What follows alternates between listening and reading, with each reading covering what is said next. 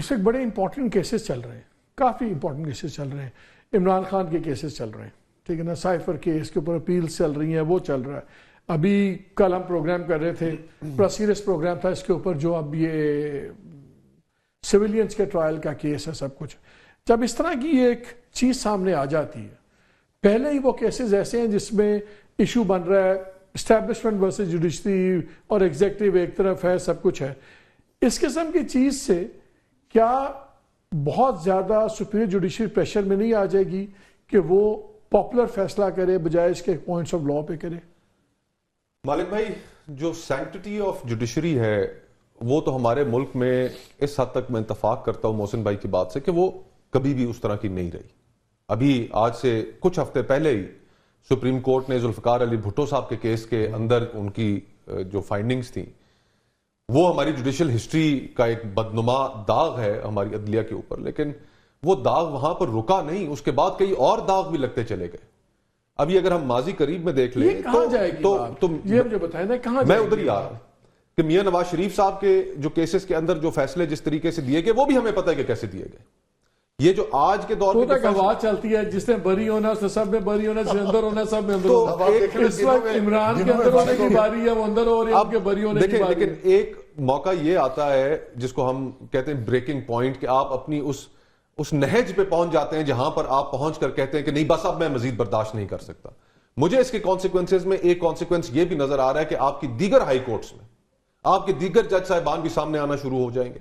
Supreme court کے اندر بھی ہو سکتا ہے کہ وہاں سے بھی کوئی جج صاحب سامنے آ جائیں. اور ابھی آج سے چند روز پہلے سننے میں آیا ہے, واللہ عالم کہ ہاؤ ٹرو اٹ از, کہ لاہور ہائی کورٹ کے ججز کا ایک اجلاس ہوا اور وہاں پر ایک جج صاحب جو تھے انہوں نے وہاں پر برملا اس چیز کو کہا کہ جی آج ہم یہ عوام کے اندر جو ہمارا تاثر ہے کہ ہم بی ٹیم بن چکے ہیں اور ہم ہر دور کے اندر جس طرح کے فیصلے دیتے ہیں آج بھی ہم جو فیصلے دے رہے ہیں ہماری کوئی ساکھ نہیں بچی. اور وہاں پر بھی ایک ہنگامہ کھڑا ہو گیا. تو یہ تو اسلام آباد ہائی کورٹ کا آپ کے سامنے خط موجود ہے. جو لاہور ہائی کورٹ کے اندر ہوا وہ میں نے آپ کے مجھے جو اطلاع ملی وکلا گریڈ کے اوپر, تو وہ میں نے آپ کے سامنے رکھی. یہ چیز اب پھیلے گی. جو بریکنگ پوائنٹ آ گیا ہے, انٹرفیرنس بہت زیادہ ہو رہی تھی, اور اتنی انٹرفیرنس کہ جسٹس شوکت صدیقی صاحب کی جو ابھی 3-4 دن پہلے ان کے سارے جو پرکس تھے, ان کی جو سزا تھی وہ ختم کی گئی, ان کو ریسٹور کیا گیا, ان کو بینیفٹس ان کو واپس ملے.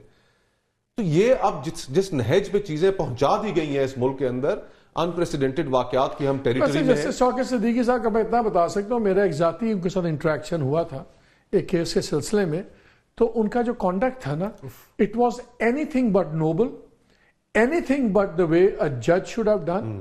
اور ان کی باقاعدہ طور پہ مجھے ایک آفر آئی تھی کہ آپ یہ چیز ایسے کر دیں تو میں آپ کے حق میں یہ فیصلہ کروں گا, اگر آپ میری بات نہیں مانیں گے تو میں آپ کے ساتھ یہ کروں گا.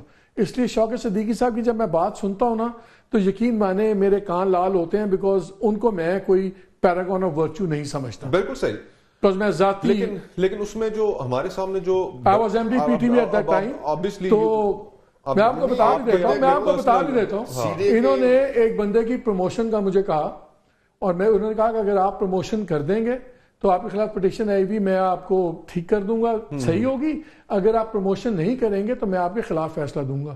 آئی ریفیوزڈ. تو پھر انہوں نے میرے خلاف فیصلہ کیا. تو شوکت صدیقی صاحب کو تو میں تو ذاتی طور پہ جانتا ہوں. چلے یہ ایک آپ کے ساتھ پیش آیا, ان کی آنکھیں بڑی بڑی تھی تو ان کو کہتے تم مجھے گھور رہے ہو.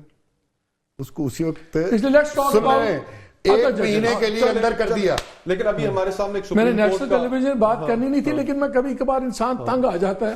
یہ آپ بریکنگ پوائنٹ پہ پہنچ گئے, میں بھی اس بریکنگ پوائنٹ پہ آ گیا تھا. تو یہ بریکنگ پوائنٹ جو آپ آ گیا ہے اس کے فار ریچنگ کانسیکوینسز ہیں. اور اب مزید معاملات کو دیکھیں, اس طرح آپ نے ایک حکومت اس ملک کے اندر بٹھائی ہوئی ہے جو بالکل ہی اس وقت ایک گھس بیٹھیا حکومت ہے. لوگوں کو پورے پاکستان کو پتا ہے کہ ان کے پاس مینڈیٹ نہیں ہے, لیکن آپ نے بٹھا دیا.